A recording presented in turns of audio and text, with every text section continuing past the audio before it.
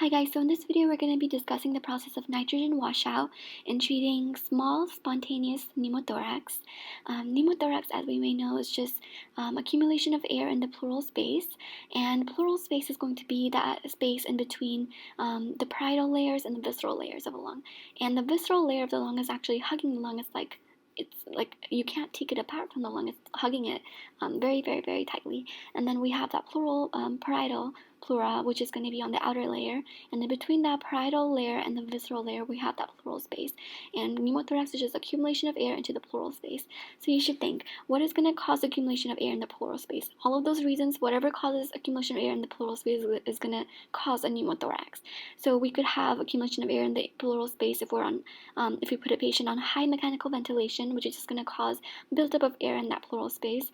If someone has a chest trauma, if they're on central line, if we're trying to do a lung biopsy, if we have some form of injury to the like a tear in the lung, or if we compromise the chest wall in some way, that's going to cause a pneumothorax. And so we use the process of nitrogen washout in treating a small spontaneous pneumothorax, and it's effective because nitrogen is 78% of whatever you're breathing in is nitrogen, 21% of whatever you're breathing is oxygen, right?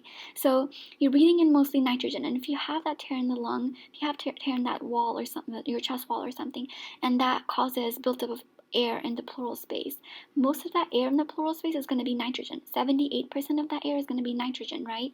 So the logic and the theory behind administering 100% oxygen and initiating the process of nitrogen washout is that when you administer 100% oxygen, you are creating a gradient, basically. So if I'm putting someone on 100% oxygen who has a small spontaneous pneumothorax, they're getting 100% oxygen, their alveoli is going to have 100% oxygen, and their pleural space, as we know, if they have a pneumothorax, is going to be 78% of that is going to be nitrogen. So if we have that 100% oxygen in the alveoli, 78% nitrogen in that pleural space, that's going to create a gradient difference, and it's going to the partial pressure of nitrogen in the pleural space is now going to be more than the partial pressure of nitrogen in the alveolar space. The alveolar space is going to be 100% oxygen, so the partial pressure of nitrogen in the alveolar space is going to be significantly less than the partial pressure of the nitrogen in the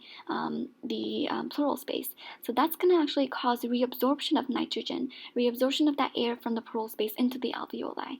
So we're kind of tricking our own body into just reabsorbing that nitrogen, reabsorbing that air in the pleural space, and we are causing resolution of that pneumothorax in that way.